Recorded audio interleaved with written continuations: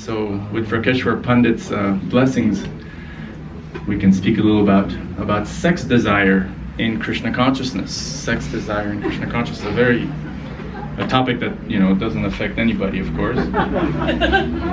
So, sex desire in Krishna consciousness. I'll admit, I'll be the first one to admit, I have issues with sex desire. I struggle with sex desire for sure. No question about it. And therefore, I look for stuff that can help me deal with this. And one source is online. And so I was looking online for resources for devotees of Krishna about the topic of sex desire, how to deal with sex desire. And while there's literally thousands and thousands of videos and workshops by Christian leaders, Christian pastors across the world about this particular topic, about how Christians can deal with the issue of sex desire, there's only like 2 or 3 videos on the entire internet that are Krishna conscious or Vaishnava based, And one of them is Urmila, Mother Urmila, who from America, a female leader in ISKCON, quite famous world traveler. She made a video called Dealing with Sex Desire in Krishna Consciousness, and that video has 78,000 views. And so I watched it, and plagiarized or took a lot of the stuff which I'm going to present here. And while I was looking at this video, I thought, okay, this is great. It presents the whole theology of sex desire and what we are in the big picture of God, and how does this, what is this lust, and then how does it relate to love and all that. And then she gave a very practical, that's the point, sorry, if Urmila is watching, she, very theoretical, okay, what to do, like what are we to do as practicing bhakti yogis. But one thing, if I may humbly say, she didn't talk about is what I'd like to focus on towards the end of this lecture is the ground level reality of our lives. There's, theory here, and then there's practical stuff here. To give you an example before going into the details, there's this famous prayer by Yamunacharya that Prabhupada quotes in one of the purports of the Gita, where Yamunacharya, this great saintly king from South India from centuries ago, prays Yadavinimama Cheta Krishna Padara Vinde Navanavarasidam Anturantumasi Tadavati Bhatanari Sangame Smaryamane Bhavati Mukavyakara Shushti Nishtivanam Cha. I learned this verse when I was an enthusiastic monk, I'll be celibate my whole life. And so this verse is written by a king who has many wives, and he says, ever since I have been attracted by chanting God's and Krishna's names and serving Krishna, I've been experiencing an ever new transcendental bliss, a pleasure so high that now when I think of sex life, I spit at the thought. So, with all due respect to Yamunacharya, that's not really me. And I don't think that's you either, or most of us. Right? 25, 26 years of chanting Hare Krishna, it's not that when I think of sex life, I spit at the thought. Cool. Unfortunately, I wish that was the truth. So that's what I'd like to get at. There's theoretical and then there's practical in 2020 or 2019 in the world today. And I think we can come out of this with a sort of a refresher course, a little refresher of what is God's position, who are we ontologically, like a review, which is always nice. And also with practical tips on what's the ideal course that we should take and what happens when we have difficulties on this path. So, let's talk a little bit about what our scriptures say, the theological picture that our Gaudiya Vaishnava theology gives on this topic. Well, first of all, we all experience sex desire in this world. And so by definition, by philosophical definition, if there is a God and if God is the source of everything, then there must be sex desire in the spiritual world. There must be sex desire with God. Right? The Bhagavatam says, Janmadya yasya yataha. God is that from whom everything emanates. So it's impossible, just philosophically, that something from the emanation contains a characteristic that doesn't exist in the source. You follow? So if down here in this material world there is such a thing as sex desire, then philosophically it makes sense that the source, which we accept as God or Krishna, has sex desire. And that sex desire is described as, what is it called? The original rasa, the original mellow, the adi rasa. Yes, the adi, original rasa. Bhaktisiddhanta calls it also the Sringara rasa. The original sex desire. That who has? Krishna has. That Krishna has. That God has. He has this desire to enjoy. Now let's, from the very beginning, make sure we're not confusing selfish, materialistic, harmful, self-centered, lust or sex desire to the adiras, which is defined as completely spotless and pure and pristine. Because again, if God exists, he must be pure. So how can his quote-unquote sex desire be impure, right? But it's there, the adi rasa. And there's a very interesting verse that we can go to develop this point a little bit. And that is a verse from the Brahma Samhita, where Krishna and Radha, or Krishna's expansion, is described. And both as having this adi rasa imbued in him or in them. This verse goes, Ananda chinmaya rasa pratibhavita bhista birya eva nijarupataya kalabi goloka eva nivasatya kilatma bhuto govindam adipurusham tamaham bhajami. So listen to this, please. I worship Govinda, right? The primeval Lord, residing in his own realm in Goloka. We call heaven or the spiritual world Goloka. And there is Radha, the embodiment of the ecstatic potency. So God has many potencies, we believe, has many shaktis. And one of them is his Ladini Shakti, or his pleasure potency, which is embodied in the person of the divine, the goddess par excellence, Radharani, right? And not just Radharani, but then she's there with her expansions of herself, the manjaris or the sakis, as they're called, who are expansions of Radha and who also are permeated, as the verse says, permeated and vitalized by Krishna's ever blissful spiritual rasa. So this point of adi rasa. God enjoys, he's the enjoyer, he's the supreme enjoyer. And how does God enjoy? He enjoys with his own expansions, who are simultaneously one with and different from him. Right?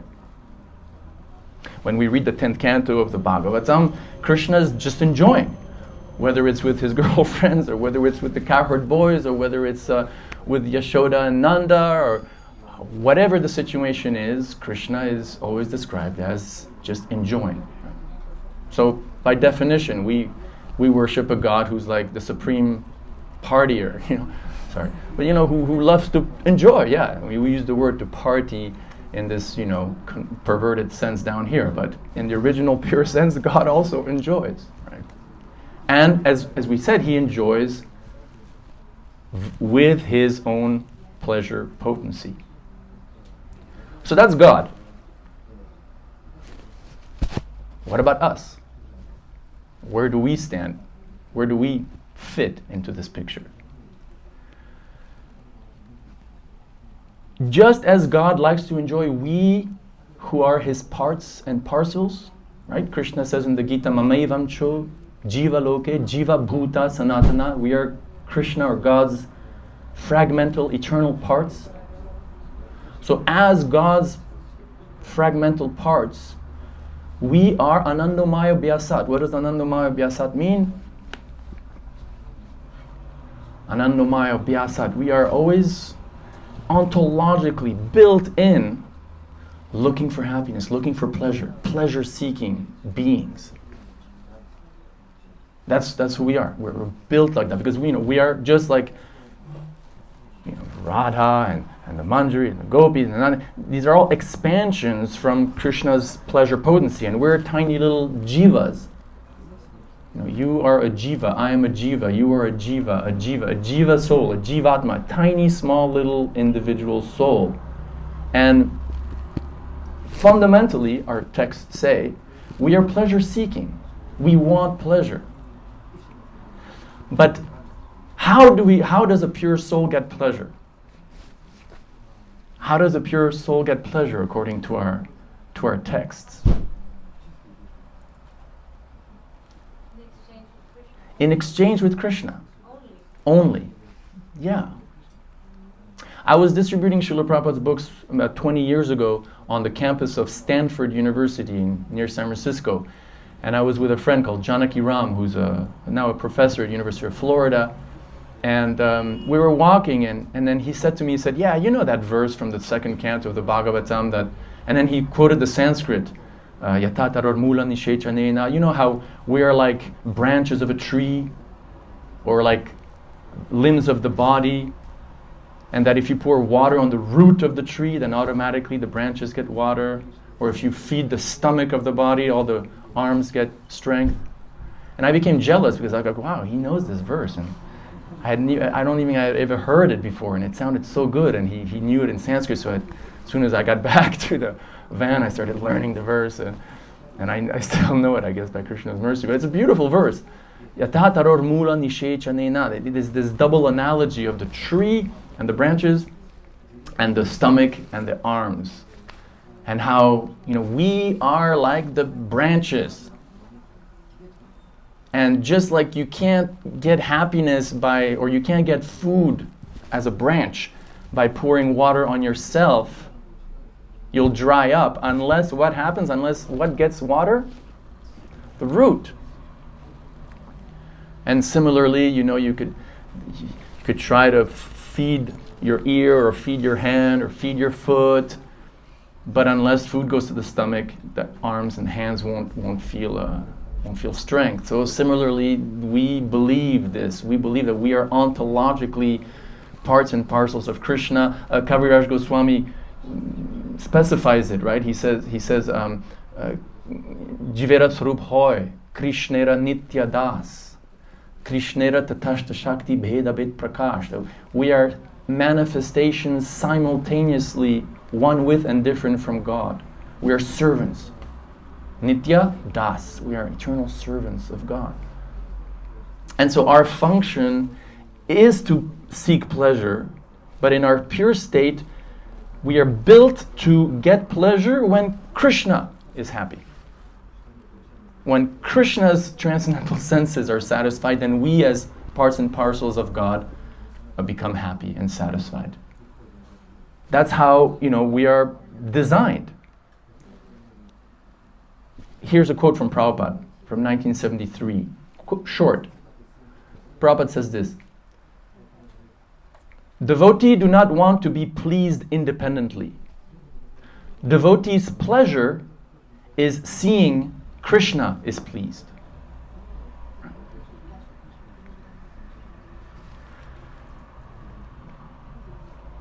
Now one may say, well, okay, back to sex desire.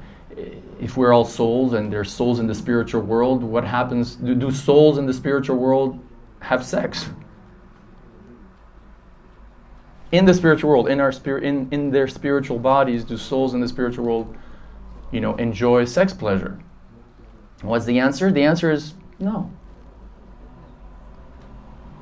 And to justify this answer no, here's a verse from the third canto of the Bhagavatam that describes the residents of Vaikuntha. Now listen to this. The inhabitants of Vaikuntha travel in their airplanes made of lapis lazuli, emerald and gold. Although crowded by their consorts, who have large hips and beautiful smiling faces, they cannot be stimulated to passion by their mirth and beautiful charms. So in other words, in the spiritual world, people are really beautiful, like inconceivably beautiful. And couples, there's couples there, and they're also just inconceivably beautiful in their eternal, youthful, spiritual forms. And yet, they don't enjoy sex life. Why? Because there's a higher pleasure. The pleasure of pleasing Krishna. In the purport, Prabhupada says one sentence, in the spiritual world, people are not very attracted to sex life due to their exalted devotional attitude. Somewhere else he says that sometimes there is sex, but it's like, it's not important.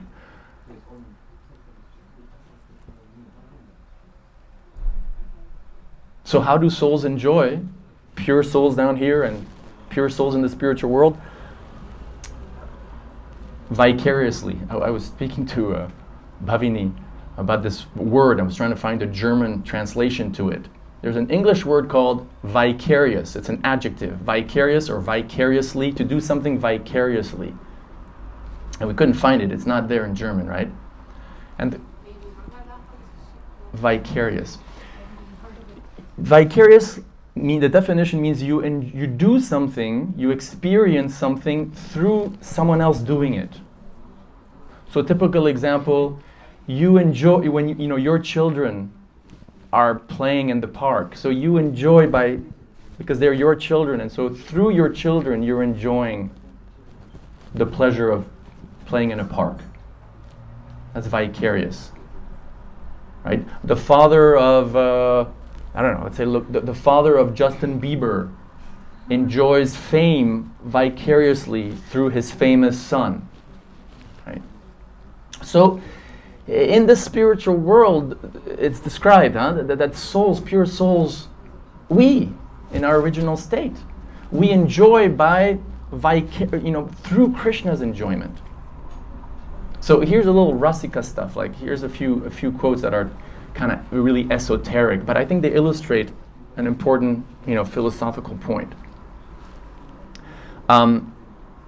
Check this out. The Manjaris, we know who the Manjaris are, the assistants of the gopis who assist Radharani in giving pleasure to Krishna. So it's described that the Manjaris, the perfection of their power of seeing and the thirst of their eyes is to see when Radha and Krishna lock in loving embrace. The perfection of their ears is to hear when Radha and Krishna are speaking loving words to each other. The perfection of their smelling is to smell when Radha and Krishna unite. These are all, spiritual sense objects, spiritual smell, spiritual sight, spiritual sound. And in the Govinda Lilamrita, Krishna's Kaviraj Goswami says this, listen to this. If Krishna should touch Radharani, then lo and behold, her sakis, her expansions, right, start to tremble. They sweat, and their body hairs stand on end, and tears well in their eyes. And if Krishna should carefully sip the spirituous liquor of Radha's lips, it is they who become intoxicated. And then Kaviraj Goswami says, this is truly something wonderful. Right? So this is sort of a very esoteric example, but it applies to us because we don't know who we are in the spiritual world, and we don't really care that much at our level right now. We just want to serve Krishna and down here in Berlin in 2019. But when you go to a movie theater and you see the trailer of the next movie that's coming in a few months, it's kind of a trailer of what's waiting for us in the spiritual world.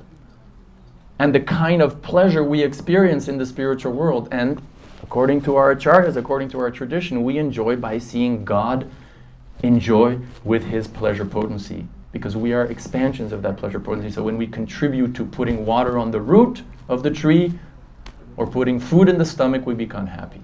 Right? We become happy.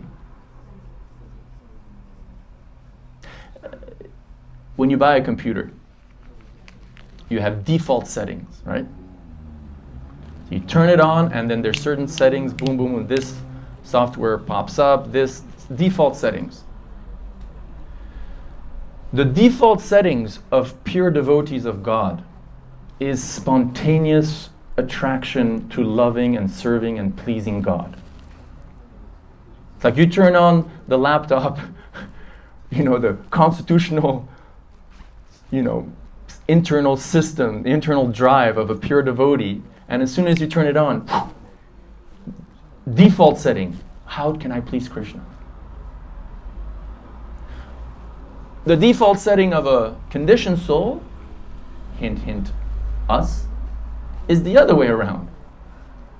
We turn on the laptop, and what's the first thing? Where is sense gratification? Where is fulfillment of my selfish desires? Speaking of the residents of the spiritual world, it's like we hear in the 10th canto, for example, at one point, the cowherd girls get angry with Krishna because he cheats them, or he doesn't treat them well. So they speak among themselves, right? We hear. And then they say, you know what, let's just forget this Krishna. Let's not talk about Krishna, let's not think about Krishna, just forget him. He's a scoundrel, he's a rascal. Yeah, you're right, yes, okay, boom. And then they stop talking, and there's a silence for like 9.5 seconds. And then one of them just can't help it. And it's like, yeah, but when he plays the flute, oh yes, when he plays the flute, it's so beautiful. Oh, and when he dances, oh, and it's just default settings,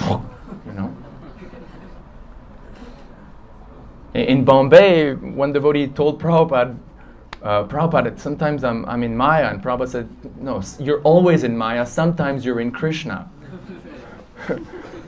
So that's our default settings. So what happened? What happened? That's us theoretically in our pure state, but that's not where we're at. So what happened? What in the scenario, what in the script went wrong? Who messed up? Right? Who messed up? Well, according to Bhagavad Gita, we messed up. If any of you is a fan of the 1970s rock music, Led Zeppelin had a hit song called It's Nobody's Fault But Mine. It's nobody's fault but mine. It's nobody's fault but mine. It is nobody's fault but mine. Jean-Paul Sartre also kind of used to say that, although he was an atheist. But he used to say, we're thrown in this world, we are thrown into this world, and then we have to assume responsibility for our decisions in this world. We have to decide, we are responsible for our destiny in this world, Jean-Paul Sartre would say. And that echoes what Krishna says in the 13th chapter of the Gita. The soul alone is responsible for the experience of happiness or distress. So what does that mean specifically? Specifically, we have to go to this cardinal verse, which Prabhupada talks about, and I'll read a few lines in a discussion he had in Hyderabad in 1975. This verse is from Prabodhananda Sarasvati Thakur's famous verse, Krishna bahirmukkaya bhagavan chakare nikatostumaye tare japatiya dhare. You know classical Bengali? No? There was some Bengali. Is my pronunciation okay? Krishna bahir, not so good. You're supposed to be diplomatic and say, yes, very nice, very nice. Krishna bahirmukh. Mukh means face. And, antar is inside, like we sing every day, or we're supposed to sing, or when we sing to Nishingadev, Bahir Nishingo, Hridaye Nishingo, right? Bahir is outside, Hridaye, in the heart. So Bahir means outside. So Bahir Mukh, Mukh means face. Prabhupada's mother used to call Prabhupada Kashori Mukha, because he used to love to eat kachoris. So she used to call him Kachori face. So when you look away from Krishna, Krishna bhairmukhoya bhogavan chakare.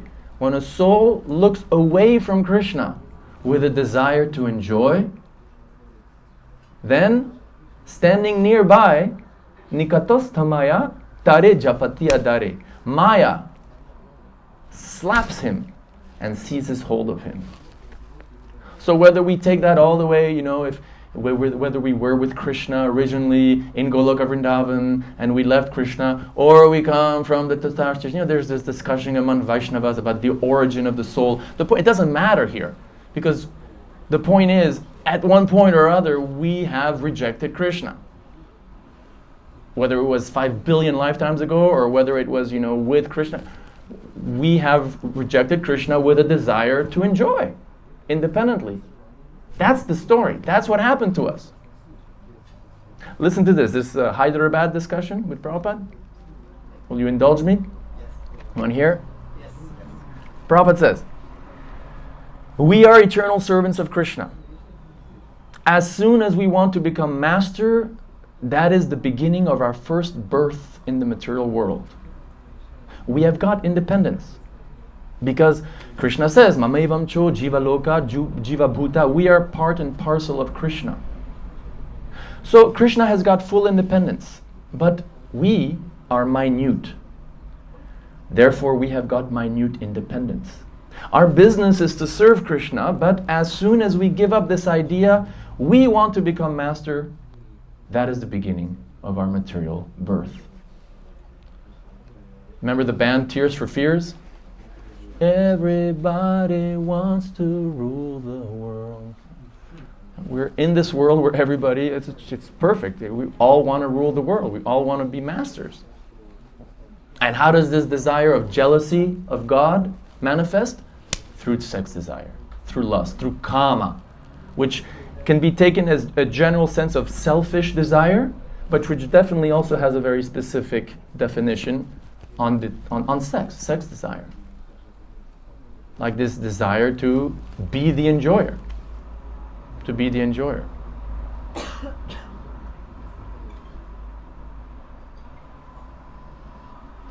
So, what do you do?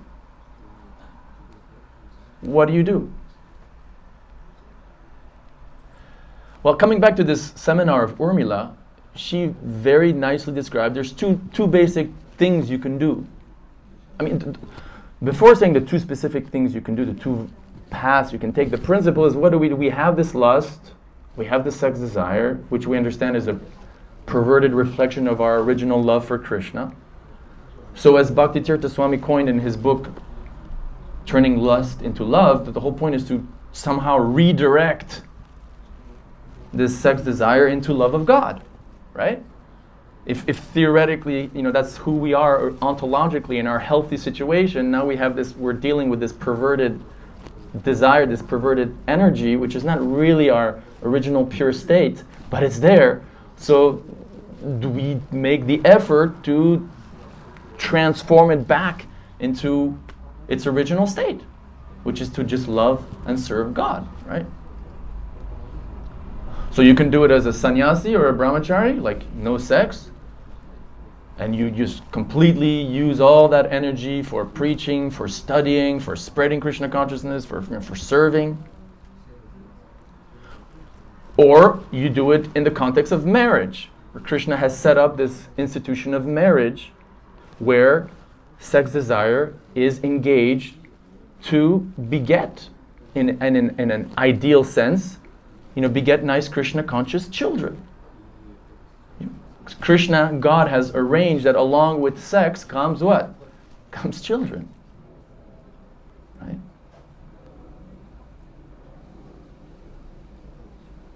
There's a purport where Prabhupada talks about how Krishna has put a pleasure-giving substance on our genitals. Like, what is it made of? Who knows? What scientists can describe it? But he talks about this pleasure-giving substance that's on our genitals, and that gives a pleasure that is so intense that it overrides the responsibility that come along with having children.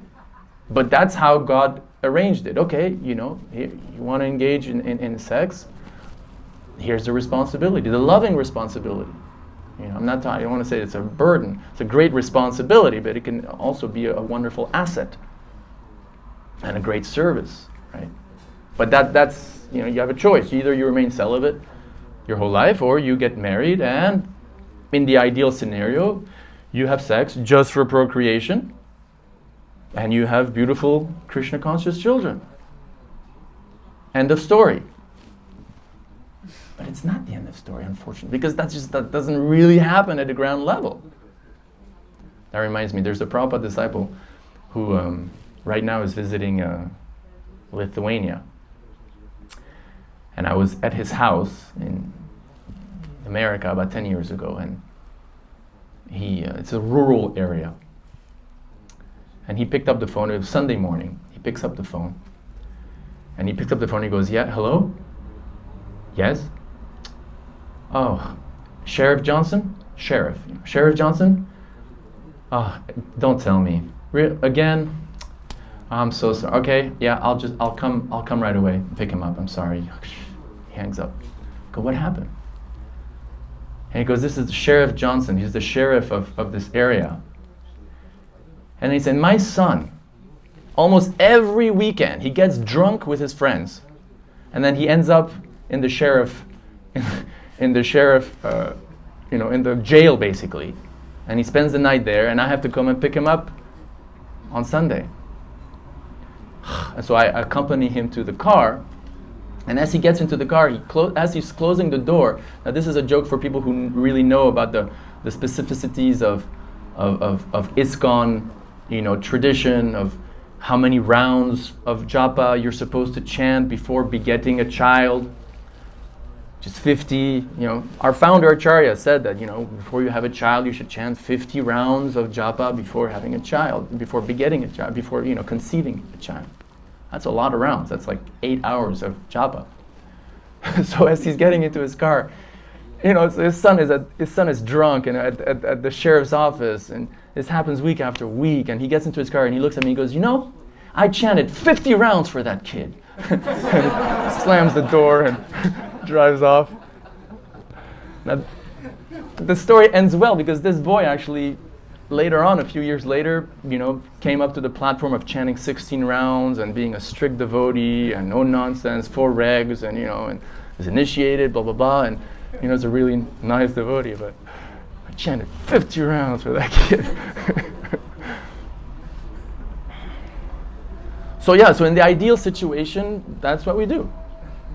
That's what we do. If you're a single man here, or even if you're a single woman, and you just I don't want to get married, and I can deal with this sex desire. No fall downs. Like, okay, hard bowl, just sannyas ahead, and then full steam ahead. And if you can do it, fantastic. All glories. Ultimately, these are material considerations that don't touch the bhakti. Right? It's not that the sannyas ashram is more sacred than the grihastha ashram. You understand?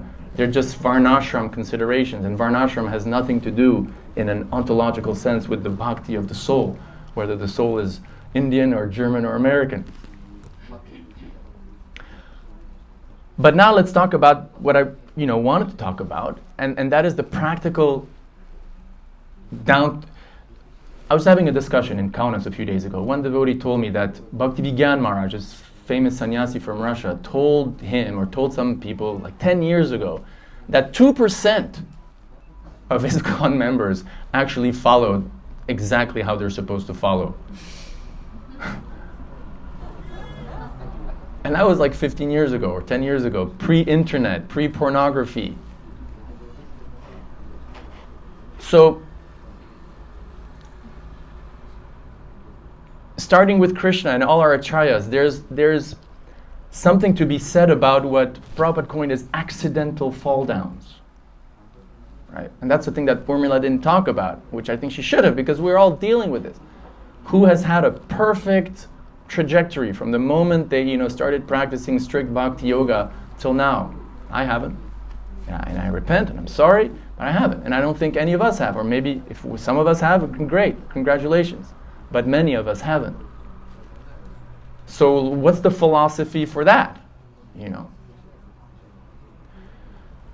Well, one wonderful verse, which is what Krishna himself speaks of in the Gita, at the end of chapter 9, where he says, "Apichet suduracharo bhajate mam ananyabhak sadur eva samantavya samyak vyavahito hisaha." Krishna, God, says even if one commits the most abominable activity. Now, this is heavy because, there's a huge range. Most abominable, Most abominable, we can't even describe what these sort of horrible things, murder, rape, horrible, most abominable. So Krishna says most sudurachar, even if one commits the most abominable activity, that person is to be sadur eva, is certainly a sadhu, a saintly person. Why or how? If or when his or her determination is rightly situated at my feet. So Krishna understands this. As long as, and he says, God says, that person should not be judged, should not be criticized if he or she is his determination to do what? The determination to become a pure devotee of God is there. If that determination is there, Krishna himself says sadhureva. He or she is a sadhu. It's amazing how liberal Krishna is speaking. And then if you look on the folio, just zooming from Krishna all the way to Prabhupada, this notion of accidental fall down. Devotee, let's go back. We went back to Krishna. Krishna talks about how one who has a determination to control the senses, but even a man of discrimination. The senses, that's a verse. The senses are so strong and impetuous. What does impetuous mean? Like a wind that just you can't control, right? The senses are so strong and impetuous that they forcibly drag away the mind, even of a man or a woman of discrimination who is endeavoring to control them. So you're trying your best, but hey, boom, this thing pops up on the internet, and boom, you fall into pornography and masturbation. Or you somehow you become familiar with someone at the workplace and you have an affair with him, or you have an affair with her. And we're not even talking about having sex outside of procreation within marriage, because that itself is not sinful. And I'll say it's not the highest standard, but there's a huge night and day difference between it. Prabhupada never rebuked his Grihastha disciples for having sex outside of procreation. It's not the highest standard, granted. We're not going to, lie and give you some watered down version. But sex within the context of sacred marriage is not sinful. That's something that's important to remember. So you fall down somehow. What then? The accidental fall down. The accidental fall down. I'll always remember, I was a brahmachari in Los Angeles. Brigupati, who's one of my mentors, a senior married man, Prabhupada disciple, lovely man. This was like late 1990s, and there was a resident sannyasi in New Dwarka in Los Angeles who lived there. I won't mention his name. And he had a little ashram right next to the temple, and there were devotees living there, and he actually started initiating, and even Gauravani, the famous musician, was part of that group. And without getting into this, so he was quite popular in the community, And one day, he did something completely inappropriate. He attempted some homosexual act with a devotee. And immediately he left.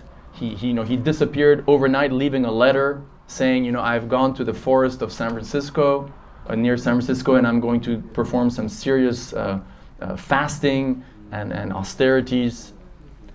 Now, everybody you can imagine, New Dwarka, ISKCON New Dwarka is like the whole street is owned by ISKCON, so there's hundreds of devotees living there, and it was like the talk of the town. X and X Swami fell down. Can you believe it? And his disciples were completely distraught, and there was all this talk, and I always remember Brigupati very calmly said, "Listen, Chandra, I don't understand why he went all the way up to the forest to do some severe fasting." He said, "Look at this."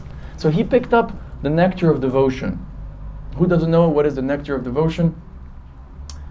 Everyone knows. It's one of the main books that Prabhupada gave us, a summary study of Rupa Goswami's Bhakti Rasamrita Sindhu. And he says, look, he opened it up, he said, look, you see right here? And he started reading to me a passage where Prabhupada describes this fundamental principle that There is no greater form of atonement. Atonement, what is atonement? How can you say atonement in German? Buße. Buße. There's no greater form of Buße or atonement than practicing devotional service, which means for us then to chant Hare Krishna, Krishna Krishna, Hare Hare, Hare Ram, Ram Ram, Hare Hare. In other words, if you fall down, there's nothing more powerful, more redemptive, more salutary than you can do to, correct yourself than to pick up the same bead bag that you were chanting on that very morning and continue chanting. So when you fall down, if you fall down, whether it's a really big fall down or a small fall down, pick yourself up and just continue the process of Bhakti Yoga. Continue chanting Hare Krishna. And more powerfully, get your transcendental behind in a kirtan, if I may. Because the process for, even though we take vows to chant japa, Lord Chaitanya really emphasized Sankirtan. And, us old-timers, we use the word Sankirtan to mean distributing Srila Prabhupada's books, but in a sort of a grassroots definition of the term, Sankirtan means, means together, getting together, like we did just before this class and how we'll do in a few minutes, and chant God's names together. Because if you have a fall down, or when you have an accidental fall down, that engagement of your senses in sense gratification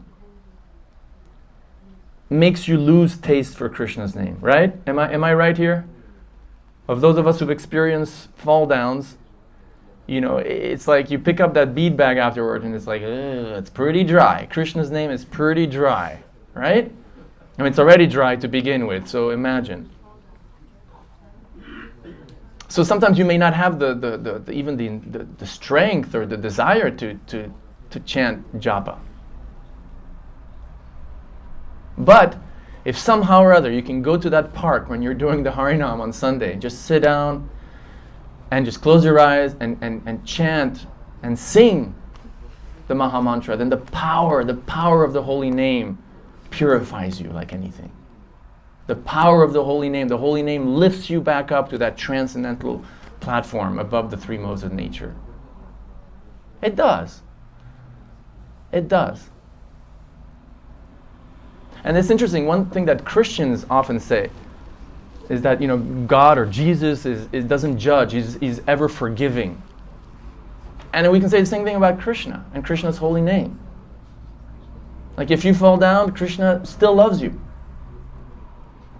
We don't think about that, but it's kind of cool. Like you fall down, and what does that mean, Krishna? What does it mean to Krishna? It means like, okay, I love you. Nah, I don't love you, or this is for me. In the Gita, Krishna talks, I'm kind of going all over the place, but there's this verse in the Gita about a cycle. Krishna talks about a cycle that has been made to turn, right? A cycle has been made to turn. And there's a cycle where you give in sacrifice. You offer in sacrifice to the gods and ultimately, of course, to God. And then the gods, via God, give you blessings, material blessings, spiritual blessings, you can also say. And so there's this cycle that keeps going. Why? Because blessings come to you, but you don't keep them for yourself. You give them back to God. And God, being pleased with you, then gives you blessings. And in this way, there's like a cycle that keeps turning, right? It's so beautiful. So we're happy when we keep that cycle going. But sometimes you'll be like, the blessings come to me, and I'm going to put a stick in the wheel for a second, and I'm going to enjoy myself, right? So that's what we do. We have a tendency to do that. We've been doing this for millions and millions of lifetimes. So don't worry about it. Like I said, just what happened, you pick yourself up, perform the Yuga Dharma. And therefore, how important it is to come together and just chant Hare Krishna, Krishna Krishna, Hare Hare, Hare Ram, Ram Ram, Hare Hare. It's so important because there's nothing more. Nothing more powerful than that. So the technique is really simple. And then, of course, then you can do other things, like, okay, get some help, get some counseling. Or if you're within the context of marriage and you'd like to have sex less, then maybe regulate. Some spiritual leaders in ISKCON recommend that to their married couples. Like, okay, if you can't just stop completely because you don't have enough taste for Krishna, because this all has to do with taste. It's not like we're repressing. It's more a question of how much pleasure we're getting from God. And that pleasure makes it easy for the lower taste to be given up. Right? We're not like Buddha, so with all due respect to Buddha, the avatar of Krishna, and Zen Buddhists, we're not all about just repressing. No. It's more about, yes, please, Krishna, fill me with your love. Fill me with your, please be happy with me. Because if you're happy, I'll be happy. And then, it's just like the Vaikuntha residents. They're flying in their airplanes like, you want to have sex? No, not really. I'd rather go see Krishna, Right? That's the principle. So before concluding, I want to just ask, does anybody have any questions or comments? Yes? You said that we are here in this world because we wanted to enjoy independently. But is a concrete example where somebody is in the spiritual world and wanted to enjoy something, and now he is fallen. Our scriptures tell some story? So the question is sort of going to the issue of the fall of the soul here. Yeah. Uh-oh, a can of worms. When you open a can of worms and they all come out, it's very difficult to close the lid. Well, this is a hypothetical story, and then there's some references, and also maybe it's not good to get too much into this topic of the origin of the soul, because for sure whether it's originally with Krishna or whether it's 500 lifetimes, we've definitely, at least for 500 lifetimes, been rejecting Krishna and trying to get sense gratification. So that much we can agree on, and therefore the solution is the same. But I remember I was speaking about this ashram in Los Angeles once. Gauravani, this famous musician, most of you know Gauravani, he was giving a lecture, and I remember I don't know where he got this from. He said, imagine you're in the spiritual world and you're walking down the street or the path and you see this beautiful flower. And you pick up the flower and you say, wow, this flower would look so good on Krishna's turban. And then you say, but wait, no, actually, this flower would look good on my turban. And then all of a sudden, you're in the body of Lord Brahma, and then you're in the body of Lord Indra, and one of the Gandharvas and Apsaras, and down to a human being, and then you degrade yourself down to a pig body, and then you're in a plant body and a fish body, you're down to the microscope, amoeba, and then gradually you go back up, incarnation after incarnation, back to the human form. You meet some Hare Krishnas, you take some prasadam, you chant Hare Krishna, you die thinking of Krishna, and you're back in that same position with the flower, and you say, actually, it looked better on Krishna's turban. Theoretical story, but I love it. Now, if you want Shastra, you can quote the Goswamis, but like I was saying this morning, Bhaktisiddhanta said you can burn all the scriptures, all the Vedic scriptures, all the Vedas, the Itihasas, the Puranas, the Upanishads, the Karma Kandas, burn them all, or if they all burn, and if only Srimad Bhagavatam remained, nothing would be lost. Quote from Bhaktisiddhanta. So the Bhagavatam for us Gaudiya Vaishnavas is so important. And in the Bhagavatam we have the story of Puranjana. Right? It's an analogous story, it's an analogy, right? Not a metaphor, but what's allegory. It's an allegorical story. Narada Muni comes to this rich king and realizes, whoa, this king is really puffed up. And if I tell him, look, you're a materialist, you're wasting your time, he's not gonna take it well. So I'm gonna tell this king the story of a king, but it's actually this king's life, but telling him indirectly so that the king will learn what to do through a story of an imaginary king when actually Narada is talking about this very king. Okay?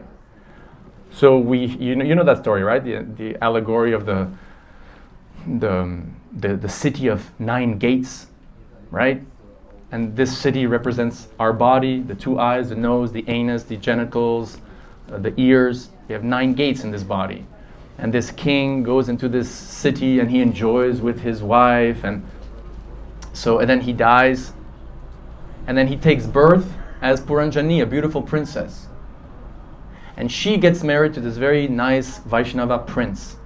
And they live together for a long time, and then, as traditional Vedic culture, I guess, recommended back in the days, they take Vanaprastha, they go into the forest, and there she serves her husband while he's doing some, type of Satya Yuga meditation on Vishnu and stuff.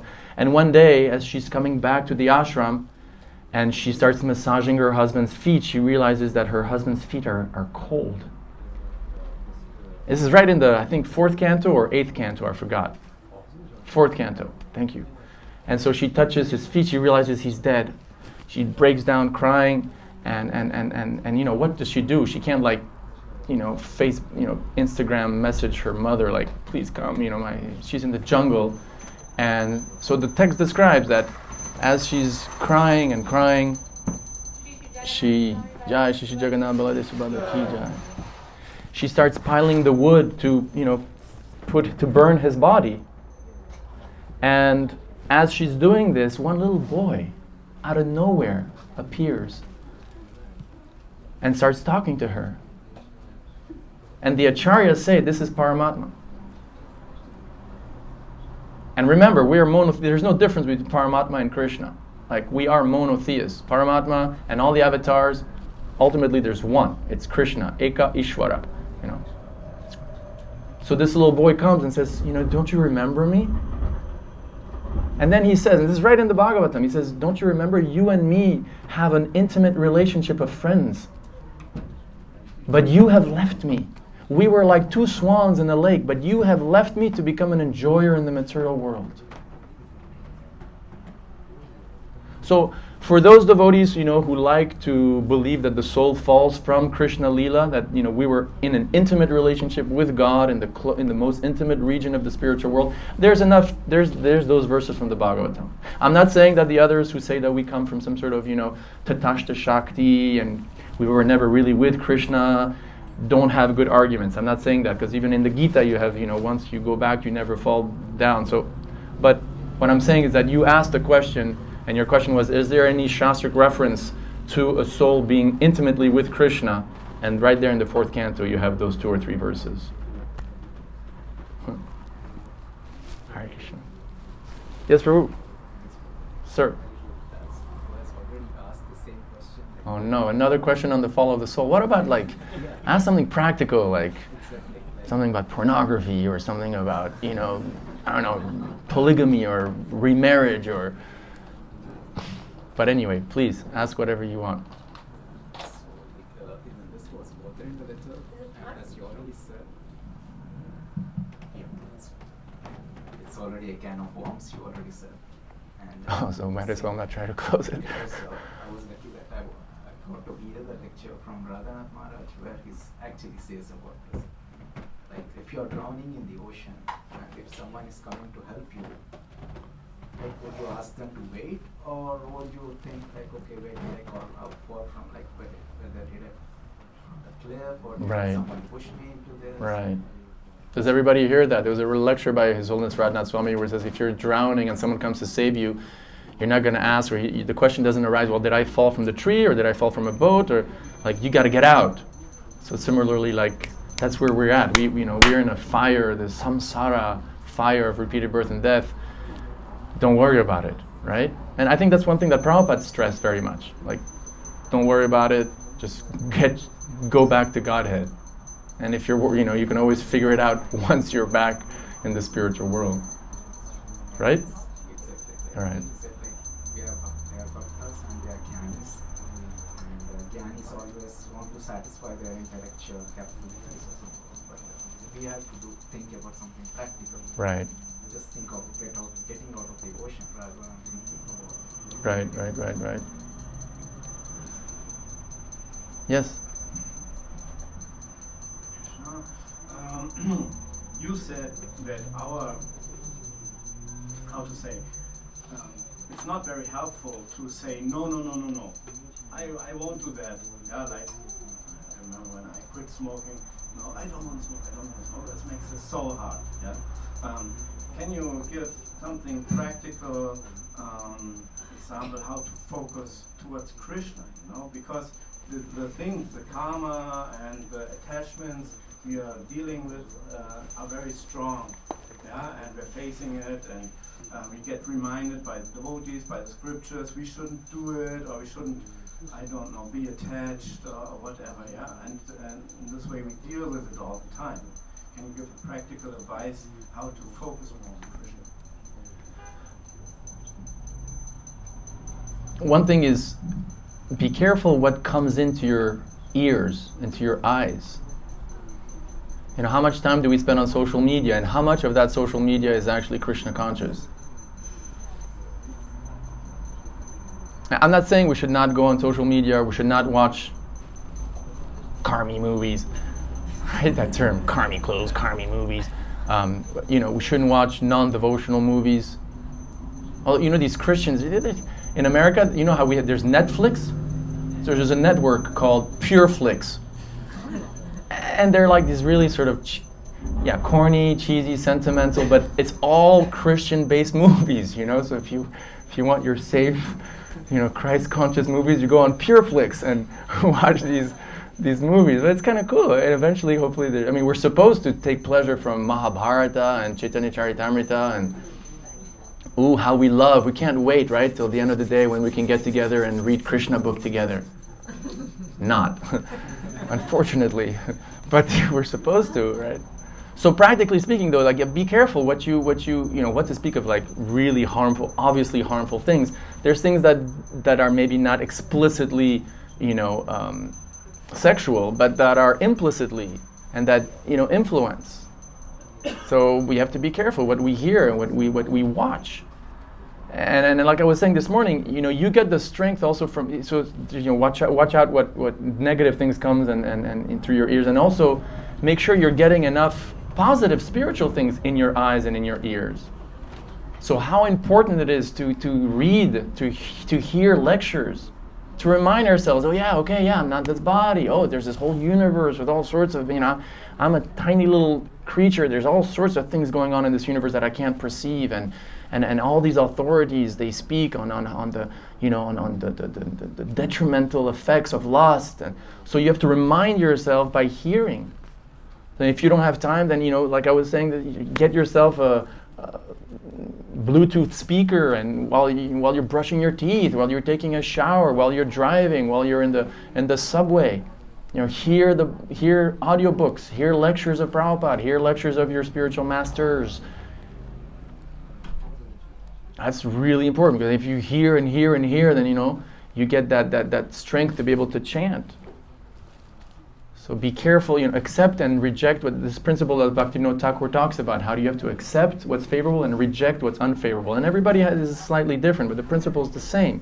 You reject things that, now this is not going to be good for me. But like you say, the problem is we're attached, and we go for it anyway.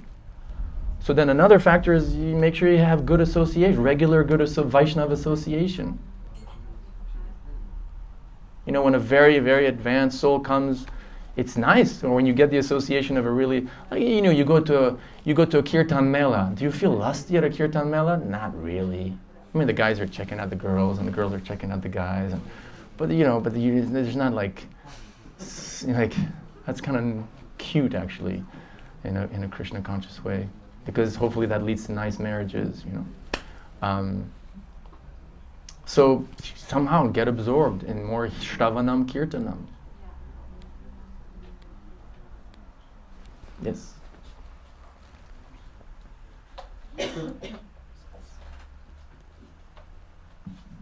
So in religions, all religions have standards, and I think Satyam Maharaj once said that the most judgmental, or quoted someone, the most judgmental people are religious people, because they have high standard to measure others against. And I think often we have standards about many different things, and it can lead to people feeling better than others, and also people feeling worse or feeling like they're not good enough for Krishna. And my question is, how, if we feel this in regard to anything, that we are not good enough for Krishna, or that Krishna in the scriptures or acharyas might be telling us that we're not good enough, which they aren't, but it might come across like that, how we can overcome that.